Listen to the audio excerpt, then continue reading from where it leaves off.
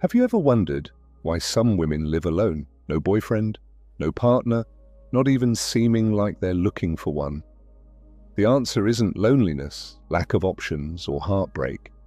It lies in something more uncomfortable, more unsettling, something that deconstructs everything we were taught about a woman's role. Because when a woman chooses to be alone, she isn't getting lost, she's finding herself. And that kind of self-discovery doesn't come with applause, likes, or company. It comes with silence, strength, and a kind of freedom most people still don't understand. No, she's not lonely, she's selective, she's not cold, she just got tired of burning for people who never wanted to feel the warmth. There's something profoundly threatening about a woman who doesn't need a relationship to feel whole. Because that shatters the logic of control, dismantles the myth of emotional dependency, and reveals a brutal truth. Most men don't know what to do with a woman who doesn't need saving. And most women are still learning to recognize themselves in that silent, yet deafening mirror of power. Carl Jung once said that everything we deny in ourselves becomes part of our shadow. And many of these single women are actually a reflection of the collective shadow. They are what many dream of becoming, but few have the courage to embody. They don't scream for love. They whisper their choices. They don't put themselves on display to attract attention. They retreat to preserve themselves. They're less interested in charming princes and more in their own peace. And that makes people uncomfortable, because while the world demands urgency to be with someone, these women have discovered the power of being with themselves. The woman who lives alone without a boyfriend isn't lost. She's operating on a different level. A level where nothing is begged for, it's chosen. Where approval isn't needed, presence is enough. And maybe that's why she sparks so much criticism, so much judgment, so many attempts to label or explain her. But what many still don't understand is that behind her apparent absence is a presence that fills, that transcends, that challenges the emotional status quo. She doesn't want just any kind of love, she wants something that doesn't shrink her. And until that comes along, she stands strong, whole, complete. Maybe you don't get it right now. Maybe you think it's exaggeration, pride, or emotional damage in disguise. But deep down, way deep down, there's a question inside you, a quiet one that pulses even when you try to ignore it. What if that silent path is actually the only one that leads to the most important kind of love? The one that starts with you. The silence that surrounds a woman who lives alone is not emptiness. It's a sanctuary. And those who don't understand the value of that space often call her cold, distant, or even arrogant. But what few people see is that she didn't build that fortress to shut the world out. She built it to not lose herself. Carl Jung also said that everything we don't face in ourselves, we end up projecting onto others. And maybe that's why so many women still confuse solitude with absence, when in reality, it can be the fertile ground for self-discovery. While most people look to fill themselves through external connections, this woman turned her gaze inward. And there, in the vastness of her own unconscious, she faced the ghosts she avoided for years. Childhood wounds, unspoken abandonments, attachments disguised as love. Her decision to be alone didn't come from an open wound, but from a scar that finally healed. She didn't stop believing in love, she just stopped accepting what others called love when it only made her feel smaller. This woman knows chaos. She's loved until she lost herself. She's given too much. She's begged for crumbs that never should have been offered in the first place. But at some point, she woke up. And that awakening wasn't sudden. It was a series of disappointments that stopped hurting and started teaching. What you see now isn't coldness, it's emotional maturity. And maturity is scary because it demands presence, depth, and truth. She doesn't want just any company, she wants reciprocity. She's no longer attracted to promises but to real presence. And maybe that's why she seems unreachable to many. Because she doesn't want to be saved, she wants to be seen. And that takes more than charm or sweet words.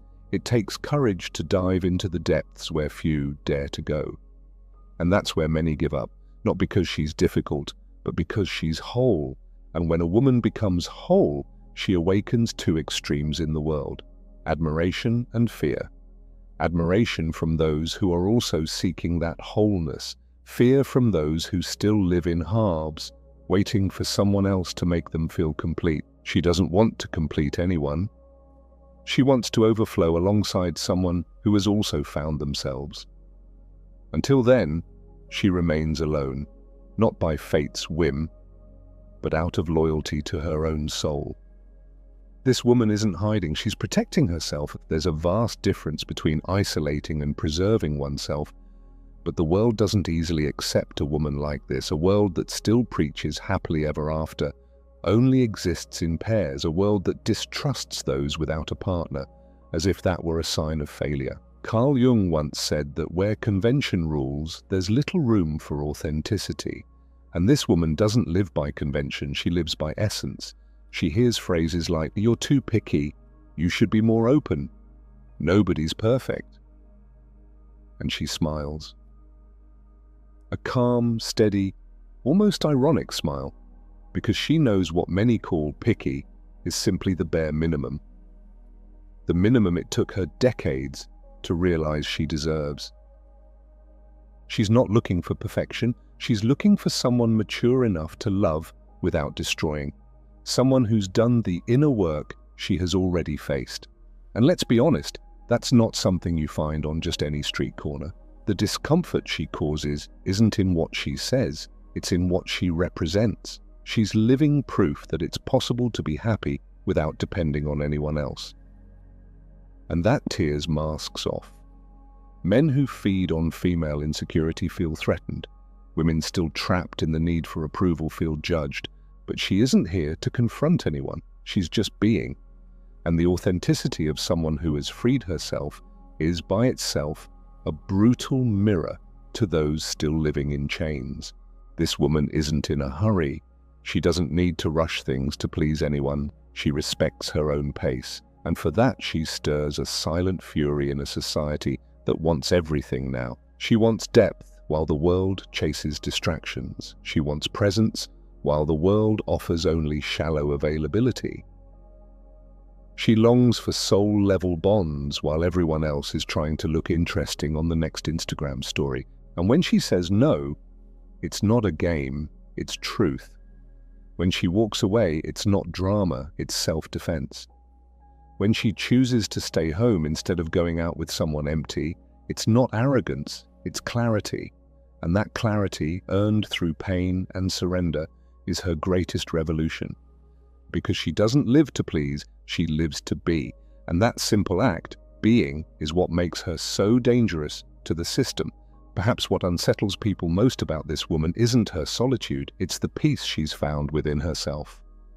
Carl Jung taught that those who look outward dream, but those who look inward awaken.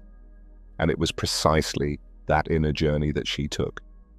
It wasn't easy. It was a grueling process of stripping off masks, facing the ghosts of emotional dependency, and rebuilding herself piece by piece. She no longer defines herself through the eyes of others. She sees herself through her own eyes. And that changes everything. How many times have you wondered if being alone is failure or freedom? How many times have you felt the need to justify yourself for not having someone by your side? This woman has felt that too.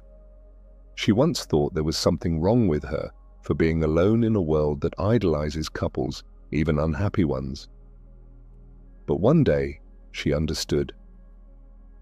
It's better to be alone than to be invisible in a relationship. And that day, she made a pact with herself.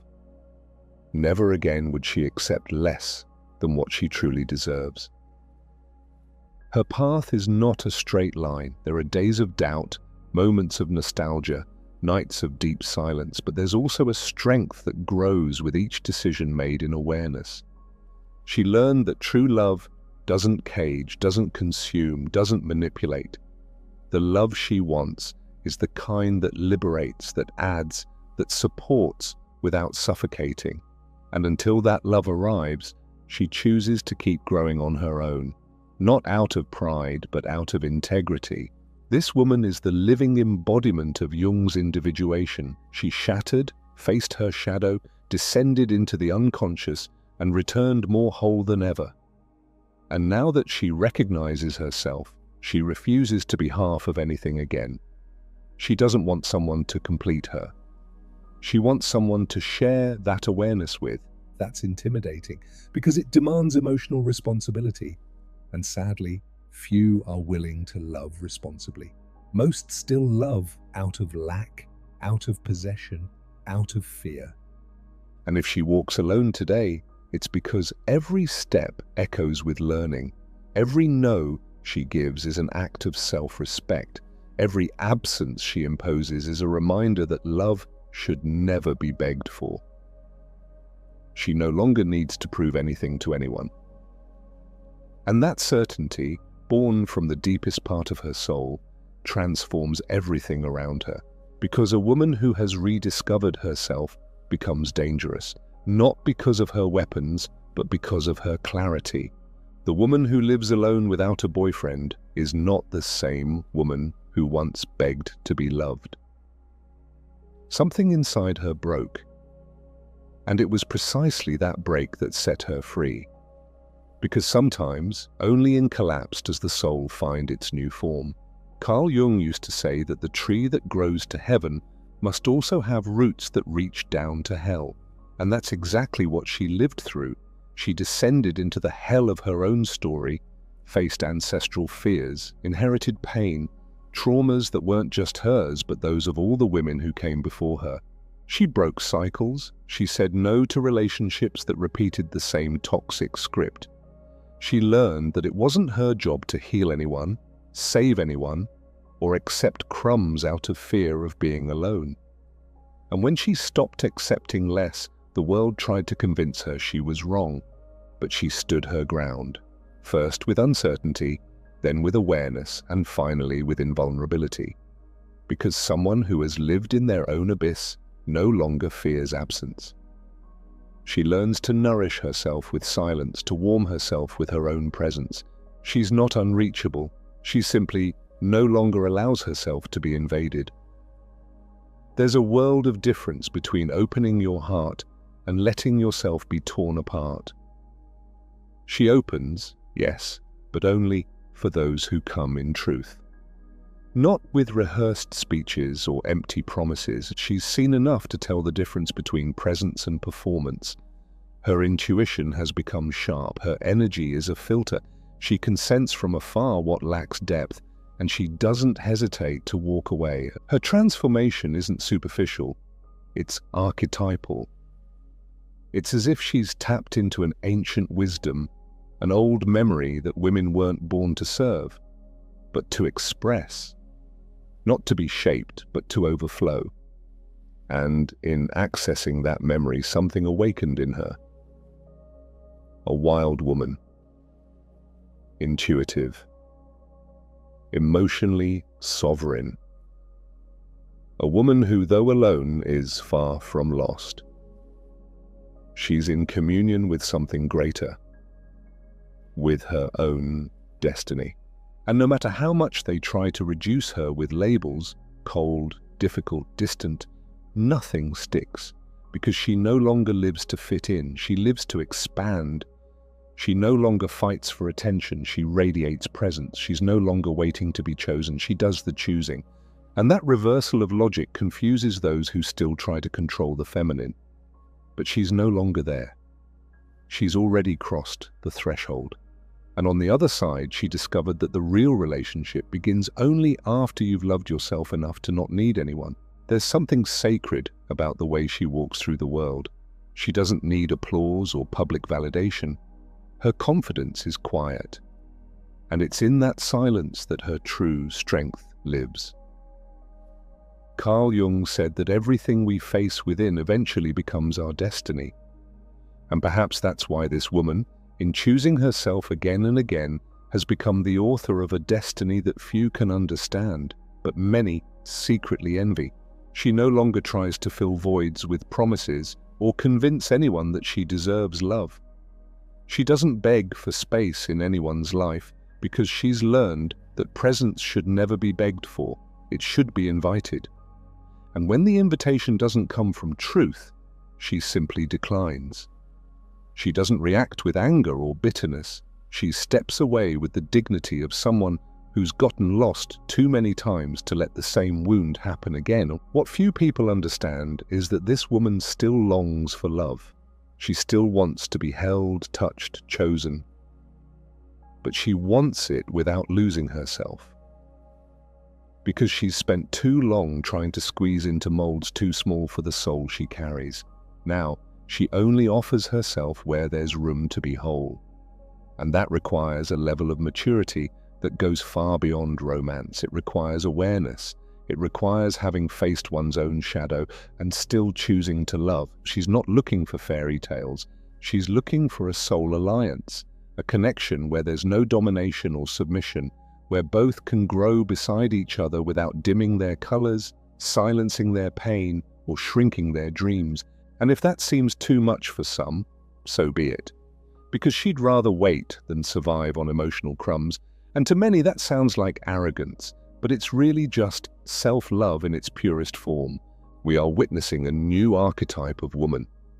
A woman who has walked away from the superficial and dived into the depths. Who got tired of being merely desired and chose to be respected. Who chose to be alone, not because she gave up on love, but because she began to understand that real love never demands self-denial. And when a woman understands that, her whole world begins to change. She doesn't need to raise her voice to be heard. Her presence speaks before any words. Wherever she goes, the energy shifts, like something in the room realigns subtly but unmistakably. This isn't mysticism, it's energy. It's the weight of someone who has already faced the most brutal inner wars and chose to return in peace. Not because she conquered all her fears, but because she learned to live with them without being defeated. Carl Jung would say she found wholeness not by eliminating opposites, but by integrating them. This woman doesn't reject love. She's simply learned not to submit to unbalanced relationships where one must dim so the other can shine. She longs to love, but in a love where her essence doesn't need to be edited. A love where she can be both shadow and light, laughter and tears, silence and storm. Because she realized that those who only love the pretty parts haven't yet learned what love truly is. And those who demand constant sweetness still don't understand the beauty of bitterness, so necessary for growth. She's too whole to settle for halves, too free to accept prisons disguised as care, too sensitive to endure shallow bonds, and at the same time strong enough to keep choosing this path. Even when it hurts, even when it's lonely, even when it's misunderstood. That is the journey of an awakened soul, giving up instant validation in exchange for deeper truth. Deep down, the world fears women like her. Women who don't need, women who don't bow, women who refuse to be molded because they challenge invisible structures, question old patterns, and break silent emotional contracts that once said a woman only has worth if she is with someone. And when she breaks those contracts, when she rewrites her own narrative, she inspires others. And that, for the system, is dangerously revolutionary. So she continues, sometimes with tears in her eyes, sometimes with her chest held high, but always with her feet firmly on the ground, because now she knows she's not alone, she's with herself. And after everything she's lived through, that is more than enough. The love that comes after that won't be salvation, it will be celebration. It won't come to fill her, it will come to overflow. When a woman chooses to walk alone, the world rushes to convince her she's making a mistake. But deep down, she feels something aligning within her. It's not pride or rebellion, it's a rare kind of wisdom that can only be born in silence. The same wisdom Jung called individuation, the process of becoming fully who you are, without masks, without compromise. And when that happens, nothing outside her has more power than the truth that pulses inside her chest. That truth doesn't need to shout. It can show itself in the way she quietly closes a door without resentment, in how she withdraws when the environment no longer nourishes her, in the way she smiles in peace, even with no one by her side, because she discovered that being alone is not a punishment, it's a vow of loyalty to her own soul. And the soul of an awakened woman does not submit, does not dim, does not beg. It simply is. And that is enough. The world will keep trying to tell her she's missing something. It will keep offering distractions, plastic princes, love made for display. But she's already seen behind the curtain. She's already understood. It's not about finding someone. It's about never losing yourself again. And when that realization blooms, everything changes. Desire becomes discernment. Lack becomes choice. Waiting becomes a path. And what once hurt now teaches. What once bound now sets free. You can feel it deep inside. That stirring, that spark. Maybe it's a memory, an old wound, a nostalgia that never made sense. Maybe it's the image of a woman you once knew, or the woman you've become.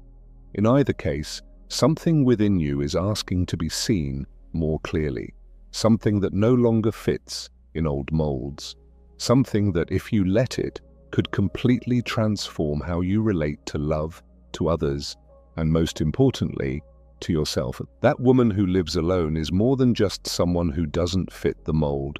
She is a living symbol of emotional freedom, a reminder that it's possible to rebuild without hurry, without fear, and without needing to prove anything to anyone. She doesn't walk ahead of anyone, but she doesn't follow either. She carves her own path, unique, inviolable. And along that journey, she lights little fires for others who are waking up too. If something inside you was touched by this story, maybe it's because, deep down, you too are ready for a new kind of love. A love that begins with reconciliation with yourself. A love that feeds on silence, presence, and truth. A love that can't be negotiated, begged for, or disguised. And if that love hasn't come yet, maybe it's because you first needed to become the woman who no longer accepts less than she deserves. And if this message found you at the right moment, or awakened someone you forgot was living inside you, then I invite you not to keep it to yourself.